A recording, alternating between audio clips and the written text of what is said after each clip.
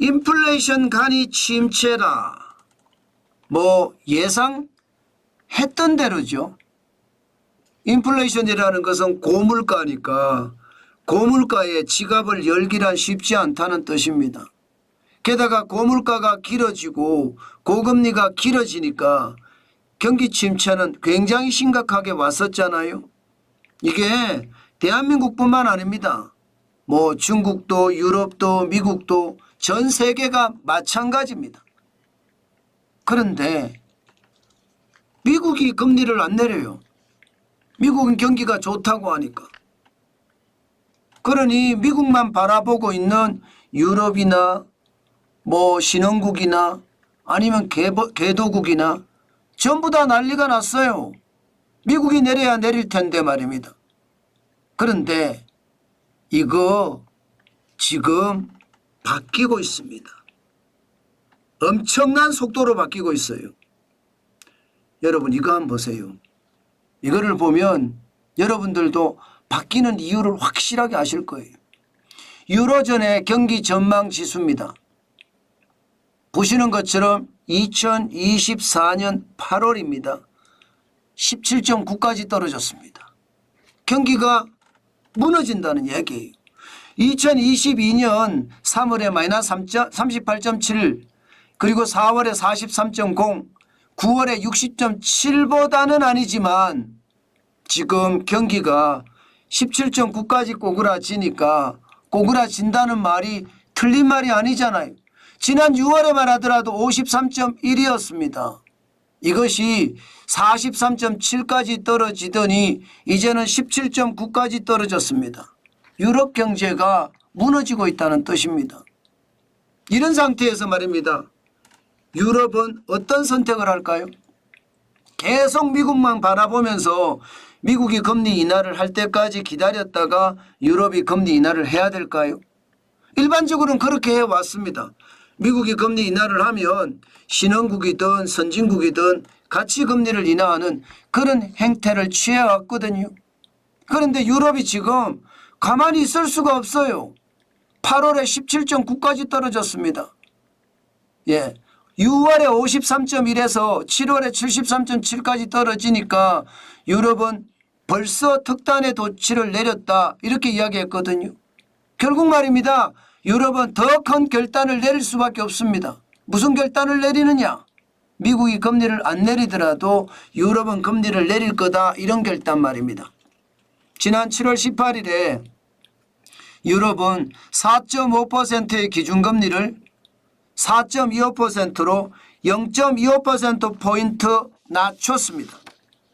그런데 지금 이대로라면요. 지금 유럽은요. 더 내려야 된다는 거예요. 지금 당장 경기 전망 지수를 봤을 때 7월이 43.7이었는데 8월이 17.9까지 떨어졌잖아요. 그러니까 유럽 입장에서는 금리를 더 내린다 이렇게 지금 이야기하고 있고요. 유럽은 9월에 또 한 차례 금리 인하를 할 거다 이렇게 예상합니다. 9월에. 그리고 가능하면 올해 안에 한 번 더 인하를 할 거다 이렇게 이야기합니다. 그러니까 지금까지 미국이 금리를 내리면 내렸던 어떤 관행에서 완전히 벗어나서 유럽이 그만큼 빠르게 금리를 내린다는 뜻입니다. 이것은 여러분 분명한 게 유럽의 침체가 심각하다 이렇게 해석해도 저는 다르지 않다고 생각을 합니다. 유럽이 세계 3대 시장이에요. 세계 3대 시장의 상황이 나빠진다는 이야기잖아요. 이거 아무래도 연착륙이다 이거보다는요. 경착륙이다 여기에 방점이 있는 것 같아요. 그만큼 유럽이 지금 다급하다는 뜻입니다. 그런데 여러분 유럽만 이렇게 특별한 결단을 내렸느냐? 아닙니다. 유럽만 내린 게 아니라 지금 중국도 난리예요. 중국도 여러분 그래프에서 보시는 것처럼 지난 6월에 3.45%의 금리 지켜왔었거든요. 그러다가 말입니다. 7월에 3.35%까지 떨어뜨렸습니다. 0.1%포인트 금리를 내렸다는 뜻이에요. 지금 여러분 보시는 것처럼 2023년부터 중국은 계속 금리를 내려서 시장에 대응하고 있습니다. 여러분도 알다시피 금리를 내린다는 것은 돈을 푼다는 이야기죠. 돈을 푼다는 이야기는요, 당장 경기가 급하기 때문에 돈 풀어서라도 막아야 된다, 이런 뜻이에요. 지금 유럽의 경제도 그렇지만 중국도 작년부터 지속적으로 금리를 내리는 것은 그만큼 말입니다, 중국의 경제가 좋지 않다는 뜻을 그대로 나타내 주는 거라고 봅니다. 자, 이렇게 되면 여러분, 지금 중국이라는 시장 현재까지는 세계 2위의 시장입니다. 세계 1위의 시장이 미국이라고 하면요, 그러면 세계 2위의 시장도 지금 침체가 된다는 뜻인가요? 그러면 중국도 결단을 더 내려야 된다는 건가요? 맞습니다. 중국의 사실상 기준금리라고 하는 대출 우대금리 LPR 1년 만기 말입니다. 금리를 더 내릴 거로 예상합니다. 안 내릴 수가 없으니까. 그만큼 말입니다, 세계 경제는 지금 미국 빼고는 다 나빠요. 그러니까 세계 경제 자체가 하나같이 말입니다, 어떻게 하든 금리를 내려서 침체를 막겠다, 이런 의도거든요. 침체를 막겠다. 그런데 이게 막아질지는 모르겠어요. 워낙 고금리가 오래됐고 고물가가 심각한 상황이라서 말입니다. 여러분 보시다시피 각국이 말입니다, 유럽도 내리죠, 캐나다도 내리죠, 스위스, 스웨덴, 체코, 멕시코, 브라질, 안 내린 데가 없습니다. 지금 미국이 안 내렸는데도 다 내립니다. 지금 안 내리면 안 된다고 생각을 하기 때문에, 지금 안 내리면 경기가 완전히 망가질 거라고 생각을 하기 때문에 모두가 다 결단을 내리는 그런 상태입니다.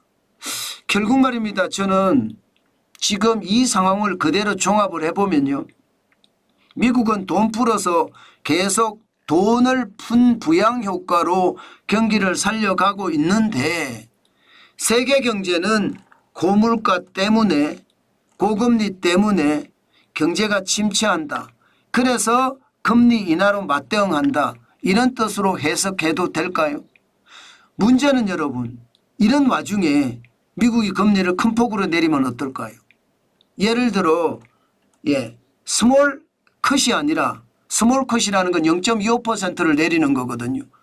빅컷을 하는 거예요. 0.5%포인트를 금리를 내리는 겁니다. 그랬을 때 과연 전 세계 경제가 괜찮을까요?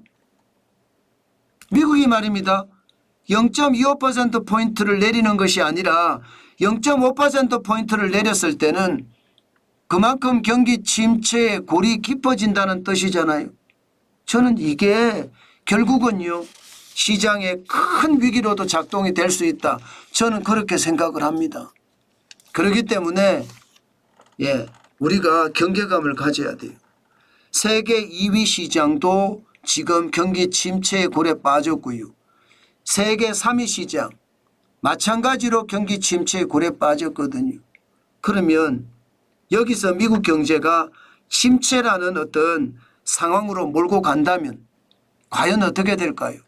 그러면요, 결국 말입니다, 세계 경제는 최악의 시나리오를 쓸 수도 있습니다. 저는 여러분들에게 계속 최악의 시나리오 내지는 경기 침체, 그것도 경착륙의 시나리오를 말씀을 드리고 있는데 시장은 반대로 가는 경우가 많습니다. 그렇지만 여러분, 결국이요, 거품은 터질 수밖에 없습니다. 저는 그 거품이 꽝 하고 터질 수도 있다고 생각을 하는 겁니다. 그만큼 세계 경제에 위협이 된다는 거예요. 지금 2024년 세계 경제 성장률은 2.4% 예상을 하거든요. 물론 이거보다 많을 겁니다. 지금 예측치를 다 올렸으니까. 그렇지만 이것 한 번쯤 생각을 해봐야 돼요. 위기 대응이라는 게 미국만 괜찮다고 시장이 다 좋아지는 것은 아닙니다. 고금리가 오랫동안 가니까 유럽도 무너지고 중국도 무너진다는 뜻이에요. 우리도 마찬가지잖아요. 선진국 시장도 무너진다는 뜻이고요, 개도국 시장도 무너진다는 뜻입니다. 그렇기 때문에 여러분 시장은 냉철하게 봐야 됩니다. 미국 경제가 좋다.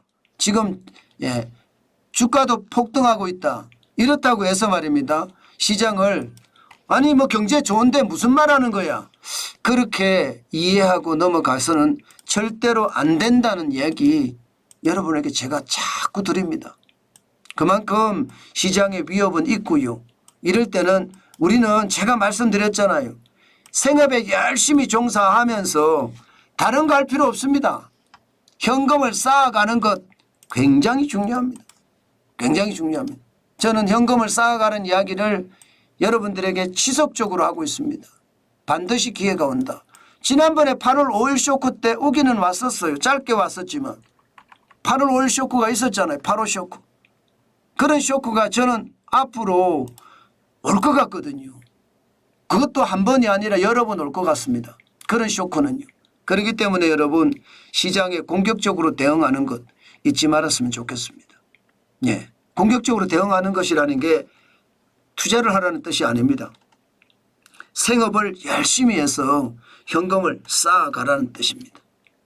저는 그게 지금 우리에게 가장 필요한 것이 아닐까. 저는 오늘 그렇게 생각해 봅니다.